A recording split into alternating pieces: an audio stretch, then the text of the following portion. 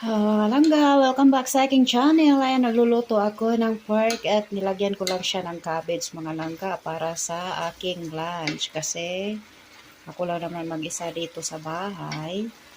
Ayan, nilagyan ko lang siya ng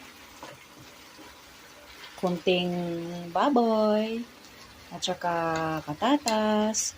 And tinimplahan ko, nilagyan ko siya ng toyo, paprika, crushed pepper, and then magic sarap. Yan, luto na siya. Huwag na yung masyadong labog. Maraming salamat po sa lahat. Please don't forget to support me by subscribing my YouTube channel.